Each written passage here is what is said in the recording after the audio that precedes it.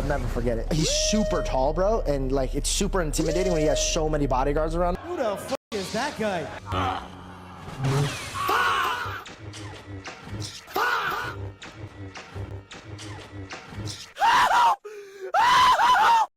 No. Last week was Maki's time to shine. She was up in there being a complete goat for 28 minutes straight, and it was peak cinema. But for episode 5 this week, we had a little cool down. Things are a bit slower and, you know, a little bit less massacre-y. Just like with the Tengen episode though, it is still goso cinema. The environments, the character acting, the unnecessarily incredible and dynamic direction of simple moments, the color palettes, and I think you get the point, it's incredible. Oh, and I nearly forgot to mention, this episode is low-key making JJK history right now because it finally shows us the GOAT. Kusakabe, okay, I'm kidding, alright? It finally shows us the restless gambler himself in the flesh. Kinji Hakari, a suspended third year who was teased by Gojo all the way back in season 1 as being a sorcerer in the same league as Yuta Okotsu, who will one day grow to be on par with Gojo himself. I don't know what Gojo was smoking that made him say that, but whatever, that's not important. I mean, you can tell Goshizono knows how much hype there is around this dude simply by the fact that he was teasing that face reveal for the whole episode. I'm talking straight up edging. Like, Yuji, just move your elbow, bro. I want to see his face. Why are we doing all that? Just let me see him. Oh, okay. Definitely not the most badass angle, but cook, I guess, yeah? Anyway, I'll get into my full review now, but wow, after seeing how great this episode looked, I've just come to accept the fact that I don't think there's going to be a single episode that I won't like or thinks looks worse than the others. JJK Season 3 is just apparently what you get when your staff have an actual healthy schedule. I mean, who would have thought, right? So yeah, make sure to like the video, subscribe to the channel, and let's get into it. So the first 5 minutes of the episode is dedicated to this one single chapter of Yaga / Panda / Gakuganji / Timu Kakashi stuff that I think was adapted almost perfectly. Visually, it looks amazing, and, you know, it's pretty much a straight one-to-one adaptation of the manga. You see, back in the day, Yaga was thrown in sorcerer jail because he managed to create Panda using his puppet technique. Normally, Yaga has to control his puppets himself, but he actually discovered a way to give puppets sentience and their own independent, self-preserving cursed energy supply, which may sound like a beautiful and wholesome thing, but as Yaga says, it's actually a curse. I mean, in the flashback, Yaga just outright denies that he can create these things deliberately and says Panda is an accident, which low-key saved his ass from either being executed or labeled as a special grade because those damn Tori make Jujutsu great again higher-ups were worried he would be able to create an army of pandas. God knows why anyone would be scared of an army of bums when people like Yuta and Gojo walk the earth, but yeah, he was set free because of this lie. As of the end of the Shibuya incident, those same stinky Jujutsu Tories pinned Geto and Gojo's fuck-ups on Yaga and sentenced him to death, which is why we see Gakuganji and this fake-ass Kakashi pull up to jump him. Now, low-key, I do wish we actually saw this fight on screen, because seeing more interactions and infighting between multiple experienced grade 1 sorcerers would have been completely dope. But this is how the manga is, so I'm not going to blame the anime for it. One thing I was very upset about though is that in the manga, Gakuganji is like really roughed up, but in the anime his shiny bald head did not get a scratch on it. Like, can we put some respect on my goat Yaga's name please? I know bro put up a hell of a fight. Now, the context to Yaga's secret was executed really well in the anime, and I love the visual that they did for Panda's 3 souls moving around. Long story short, the absolute GOAT, Kusakabe, aka the strongest sorcerer available, actually has a sister who lost her son, Takeru, and became, well, I mean, look at her. She clearly became pretty f***ing depressed over it, and so is Kusakabe. For good reason, I mean, it's her kid. So Kusakabe turned to Yaga for help. Yaga copied the information of her son's soul and placed it in a cursed corpse similar to Panda, and basically let him live out the rest of his life happily in a forest that's protected by Tengen. Yeah, it's all very sad and you know, it's like literally never brought up again in the whole story, but still, I like it. Anyway, much to Gakuganji's surprise, when Yaga's on death's door, he actually spills the secret behind creating things like Panda and says the knowledge is a curse. Now, at this point, Gakuganji's entire thing is about being, you know, a mega right-winged Jujutsu Tori who just follows orders and sucks off his bosses to no end. I mean, hell, he killed his colleague in cold blood because that's what he was told to do. The man has no agency. But Yaga revealing this cursed knowledge right at his death seemed to lead Gakuganji to realize what he was actually doing, which comes back around in a very nice way later on in the story. Panda then pulls up and mourns the death of his father, because remember guys, even pandas cry. Who gives a shit? To be honest, my only complaint about this whole scene is that I think I would have preferred to have some kind of sad music over this scene, rather than like, you know, dead silence. But other than that, it is adapted to perfection as an exact one-to-one, and it is low-key peak. Anyway, on a slightly happier note, Yuji and Megami pull up to Hakari's illegal fight club that he runs as a bookie.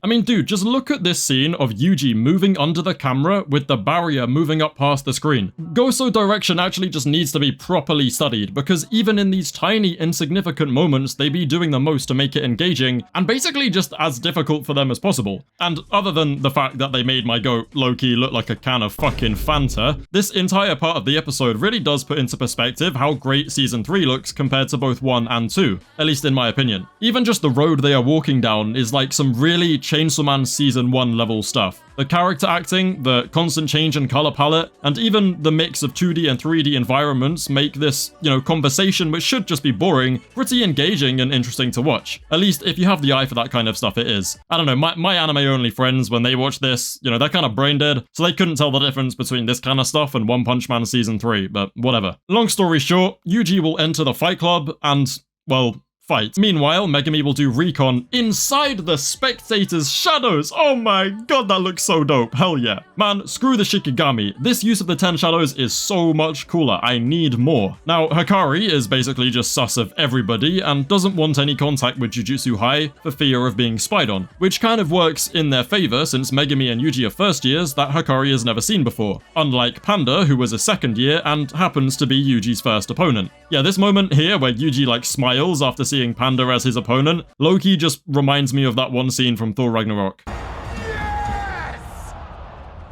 He's a friend from work. They put on an incredible fake fight that had absolutely no reason to be as unbelievably well animated as it was, especially since the manga is 2 panels, and then Hakari just sits there and watches it from the monitor room and oh my god, bro, he is fully clamped onto that shit, god damn. Even Gojo's Blue could not pull his hand off that. Oh my days, Hakari, you absolute menace. Bro dropped out of school to grab ass, eat shitty snacks, drink booze, and rig illegal death matches. How can you not immediately love this guy? Also, wow, Hakari looks absolutely incredible in the anime. Zoro's Japanese voice actor too, by the way. Is that not crazy? I think that's crazy. Now, obviously, Hakari is immediately impressed with Yuji, since he knows Panda is a beast compared to your average Joe, and he also likes how Yuji is deliberately putting on an interesting fight for the spectators. So he calls him up to his office later on to give him a job offer in basically just scripted matches in exchange for big monies. And it low-key makes me wish that we actually got an alternate timeline where Yuji does that, because it kind of sounds dope. Yuji just keeps on winning, and what is he doing, bro? That stuff is not in the manga. Bro just beat up a pedestrian dressed as the fucking Lorax, and now he's out here emoting on their asses. But bro was even lightly knocking on the fourth wall there when he came up to the camera. Anyway, later on, Megami and Panda have a little catch-up session outside to discuss strategy. They basically just want to take control of the roof around the monitor room once Yuji is escorted inside, which means they're gonna have to find a way around Kurara's technique, which seems to work in a similar way to Gojo's, in that no matter how hard he tries, Panda cannot actually get any closer to the room. Megami also then says, Kurara was a guy, right? To which Panda responds, yes, a guy. Listen, yeah, I don't want to get too political on here, because I know I'm not going to change anybody's mind by saying anything. Kurara's exact gender identity is just not confirmed in any way, and I do think it's supposed to be somewhat open to interpretation, but she is strongly suggested to be trans, I think. At least that's my interpretation, is that she's probably just a trans woman. Actually, Kurara's a dude, so I think you meant to say he. Shut up, bruv. What are you, 12 or something? Get off your mum's phone and go play frisbee in the park, I don't know. I mean, first of all, Panda is he's a panda. He's a panda. You're a panda. He doesn't have a concept of human gender identity, because he's a panda. I mean, hell, in this very episode, we see that a big part of Panda is that he is not a human and his mind doesn't work the way humans do. So judging Kurara's entire gender identity of something a literal panda says is silly, bruv. My interpretation, is that Kurara identifies as a woman, so I'm gonna treat her as such, but what do I know? You have absolutely no obligation to agree with my take. This is just what I think. I'm not trying to convince anyone of anything. Everyone is free to think what they like. Just please don't go and start demanding that everyone else share your exact interpretation, because that's just unproductive and only causes conflict. Especially since I do believe it is left kind of, open to interpretation, because Gege wants it that way. But yeah, do your worst comments. I'm fully prepared. do your worst, go ahead. Anyway, Kurara shows Yuji into Hakari's monitor room for their meeting and then leads them to it. I wonder what that suspicious looking Gakrux symbol means, huh? Anyway, the entire Hakari and Yuji conversation then plays out all at once in one shot from this side-on angle, which is very different to the manga, but I really like it. The manga shows this conversation happening in real time, where we cut back and forth between this and the events of the next episode, which are happening outside of the monitor room as they speak. I actually really like that they condensed it into one scene, and even that they kept it as one static angle, because that, combined with the dim lighting emitted from the TVs, makes the scene so much more tense. The manga has a lot of different angles that I do wish we could have seen, like Hakari drinking and then firmly placing his glass down in response to Yuji's panicked face, but I think I like the suspenseful interpretation just as much, if not more. Especially since it allowed the animators to really go overboard with the character acting, which made it all feel supernatural. I mean, sure, Yuji being called out on not knowing Satoru Gojo was much less comedic than the manga made it seem, but I think it was worth it for the tension. Even just the way Hakari nonchalantly threw the glass at Yuji, who was already backing up because he knew he messed up, felt so natural, and oh my god, I love the way Hakari does the doors as well, it was great. Again, it does seem a lot more dramatic and in your face in the manga, but I think I prefer this tense version, to be honest. And god, bro, Hakari looks so good, dude. I felt like Gege always kind of drew Hakari as this slightly, stubby dude, but wow, he just looks incredible in the anime.